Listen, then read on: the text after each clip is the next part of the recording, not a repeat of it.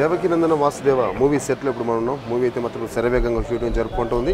అదే ప్రస్తుతం మనతో డైరెక్టర్ అర్జున్ గారు, ఆయనతో ఒకసారి మాట్లాడే ప్రయత్నం చేద్దాం. హలో అర్జున్ గారు, ఎలా ఉన్నారండి? ఎలా జరుగుతుంది మూవీ షూటింగ్? అదే కార్తికేయ గారిని కలవటం, ఆయన కథ బాగా నచ్చటం, గుణ 369 అదేంటంటే కొంచెం ఎక్స్పెరిమెంటల్గా అప్పుడు నేను ఏంటంటే ఉమెన్కి ఇబ్బంది కలగకూడదు అని చెప్పేసి దానిపై తీసిన సినిమా అది. కమర్షియల్గా అంతా వర్కౌట్ అయింది, కొంచెం గ్యాప్ వచ్చింది కరోనా వీటన్నిటి వల్ల. సో ఇప్పుడు ఈ సినిమా కూడా మూవీ ప్లాన్ చేసే ముందు మీరు స్టోరీ మీద మీరు ఎలా దాన్ని అధ్యయనం చేస్తారు, ఎలా దాన్ని రీసెర్చ్ చేస్తారు, అంటే ఎట్లా ఉంది స్టోరీ అంటే? లేదండి, అంటే ఏదైనా ఒక కంటెంట్ వచ్చింది అనుకోండి, అంటే ఎవరి అభిప్రాయం ప్రకారం వాళ్ళు స్టోరీ చేసుకుంటాం. మీకు నచ్చింది మీరు, నాకు నచ్చింది వర్క్ అంతా జరుగుతూ ఉంటుంది. కాకపోతే ఏంటంటే మనకు వచ్చిన తర్వాత నేనేం చేయగలను, నా పాయింట్ ఆఫ్ వ్యూలో కథను ఎలా రాసుకోగలం, ఎలా చేయగలం అని చెప్పి దాని మీద ఒక వర్క్ చేస్తాం కదా, ఒక జర్నీ. దాని తర్వాత పర్ఫెక్ట్గా ఇది స్క్రిప్ట్ అనుకున్న తర్వాత దానికి ఇంకేమైనా బెటర్ డైలాగ్స్ వస్తాయని ఒక మంచి డైలాగ్ వర్షన్ బౌండెడ్ చేసుకొని షూటింగ్కి వెళ్తాం. అంటే ఇంకా నేను షూటింగ్లోకి వెళ్ళిన తర్వాత ఎక్సెస్ తీయను. ఓకే, ముందరగా మొత్తం ఏదన్నా కూడా పేపర్ వర్క్లోనే కంప్లీట్ చేసుకొని వెళ్తే తీసేసే పని ఉండదని నా ఫీలింగ్ అంతే. సో పర్ఫెక్ట్గానే దిగుతారు. తీస్తే మొత్తం ఎక్కడ మళ్ళీ ప్యాచ్ వర్క్లు ఉండటాలు లేకపోతే తీసేయటాలు అలాంటివి అయితే లేవండి. సార్ నాకు ఎప్పటి నుంచి ఒక డౌట్ సార్, ఒక స్టోరీ అనుకున్నాను. ఫర్ ఎగ్జాంపుల్ ఇప్పుడు ఈ మూవీ అనుకుందాం, ఈ స్టోరీ అనుకున్న తర్వాత మీరు కాస్టింగ్ ఎలా, అంటే స్టోరీ తగ్గట్టు కాస్టింగ్ చూస్తారా, ఎట్లా సెలెక్షన్ ఉంటుంది అసలు? డౌట్ ఇది అసలు యాక్చువల్గా కాస్టింగ్ ఎప్పుడైనా అంతేనండి. ఇప్పుడు ఫస్ట్ అనేది ఒక హీరో లాక్ అవ్వాలి అంతే కదా. ఫస్ట్ కథ దగ్గరకు వచ్చేటట్టుకి ఫస్ట్ ప్రయాణం బిగిన్ అవ్వాల్సిందే ఒక హీరో దగ్గర. అంటే హీరోకి ఉండే కథలు అయితే లేదు, కథ బేస్ మీద అసలు సంబంధం లేకుండా వెళ్ళేది వేరే ఉంటుంది. ఈ సినిమా వచ్చేటట్టుకి ఎస్పెషల్గా ప్రశాంత్ గారిది కదా కాన్సెప్ట్ అంతా. తర్వాత మనకి స్క్రీన్ ప్లే అదంతా మనం చేసుకోవడం జరిగింది, హనుమాన్ డైరెక్టర్. సో ఆయన కథ ఇవ్వటం, ఇది మన అశోక్ గల్లా గారికి నచ్చటం, దానికి నేనైతే కరెక్ట్గా ఉంటానని వాళ్ళు నన్ను అంటే అది నా దగ్గరకు, అంటే ఆ యాక్షన్కి దీనికంతా నేనైతే బాగుంటానని వాళ్ళందరూ అనుకోవటం, నేను వినటం, నాకు ఇది అవటం, మేము అందరం కలిసి. సో ఫస్ట్ మీకు నచ్చేసింది స్టోరీ? చాలా మంచి కథ అండి, చాలా మంచి కథ, యూనిక్గా ఉంటుంది, కొత్త కాన్సెప్ట్ డెఫినెట్గా. అంటే కొత్త కాన్సెప్ట్లో కమర్షియాలిటీలు చాలా తక్కువగా వస్తాయి. అంటే కాన్సెప్ట్ వైజ్కి వెళ్ళిన తర్వాత ఏదో కొత్తగా, అంటే ఏదో వేరే లోకంలాగా ఉంటుంది. అలాగే కథనం తర్వాత వే ఆఫ్ సినిమా అంత కొత్తగా చాలా ఫ్రెష్ ఫీలింగ్ ఉంటుంది, చాలా ట్విస్టులుగా అనిపిస్తుంది, ఇంట్రెస్టింగ్ ఉంటుంది.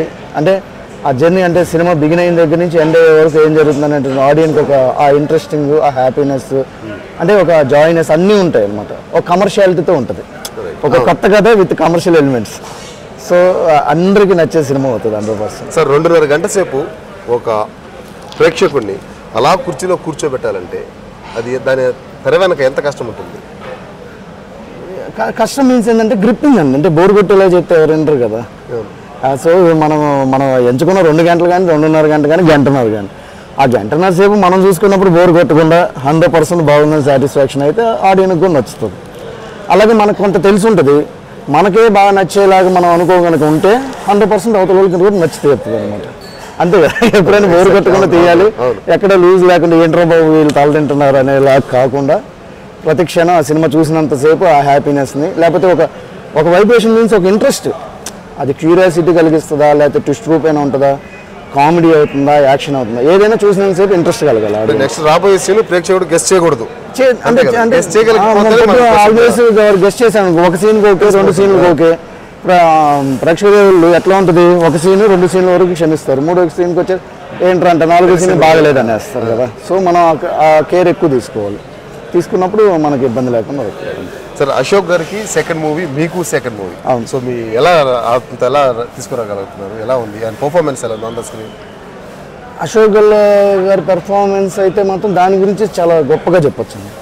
చాలా అంటే అసలు అంటే ఈ సినిమా ఈరోజు నేను ఇంత కాన్ఫిడెంట్ అవడానికి కానీ, ఇంత బాగా వచ్చిందని హ్యాపీ ఫీల్ అవడానికి కానీ, ఒక కథని ఒక హీరో అనే అతను కనుక మోయగలిగితేనే అద్భుతమైనటువంటి అవుట్పుట్ వస్తుంది. ఈ సినిమాగా ఆయన 100కి 100 పాళ్ళు ఆ వజస్కంధాల మీద, అంటే ఆ యాక్షన్ పరంగా కావచ్చు, ఆయన జాయ్ఫుల్గా ఉండే చిన్న యూత్ఫుల్ సీన్స్లో కావచ్చు, అన్నిట్లో తను ఏం చేయాలో, అంటే 2వ సినిమా అని కాదు, ది బెస్ట్ ఇచ్చారు. అది మాత్రం ఆడియన్సే చెప్తారు, ది బెస్ట్ చేశారు ఆయన. ప్రొడ్యూసర్ గారి దగ్గర నుంచి మీకు సహకారం ఏదో అంటే ఈ ఖర్చుల విషయంలో, బడ్జెట్ విషయంలో, సో మీకు ఒక ఐడియా ఉంటుంది ఇట్లా చేయాలని, సో దానికి ప్రొడ్యూసర్ గారు మీకు ఎలా కోఆపరేట్ చేస్తున్నారు? అంటే ప్రొడ్యూసర్ అనే దానికన్నా బాలాజీ నా ఫ్రెండ్ అండి, ఇప్పటి నుంచి కాదు, ఆల్మోస్ట్ 10 ఏళ్ళ క్రితం నుంచి నా ఫ్రెండ్ అతను.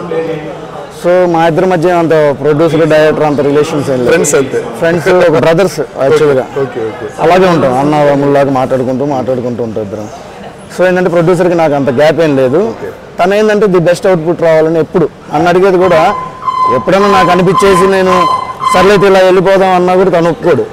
చూసుంటారు కదా సెటిల్ ఇదంతా, లేదు కంపల్సరీగా లేదన్నా మనం నీకు పెట్టే చోటు పెడదాం, కావాలంటే జాగ్రత్త చేసే దగ్గర చేద్దాం, కానీ కొన్ని కావాల్సిన చోటు పెడదామని తను చాలా మంచి ప్రొడ్యూసర్ అని చెప్పాలి.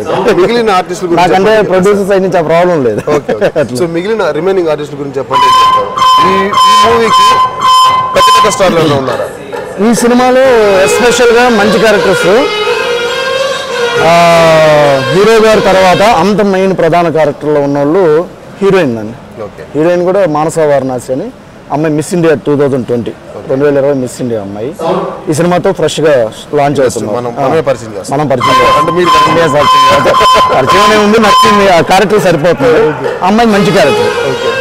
తర్వాత వచ్చి దేవదత్త నాగ్ అని చెప్పేసి హనుమాన్, అది మన ఆదిపురుషులు హనుమంతుల వారుగా వేశారు. మరాఠీలో ఆయన హీరో యాక్చువల్గా.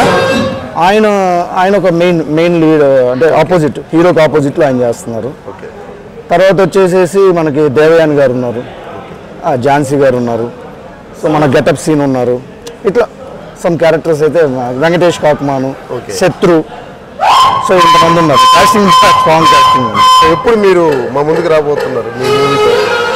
విత్ ఇన్ ఫ్యూ డేస్ అండి, అనౌన్స్మెంట్ కూడా ఇస్తాం తొందరలోనే. సినిమా అయితే అయిపోయింది, ప్రీ రికార్డింగ్ ఆల్మోస్ట్ ఫినిషింగ్లో ఉంది. ఇది జస్ట్ లాస్ట్ డేస్ షూటింగ్ చేస్తుంది.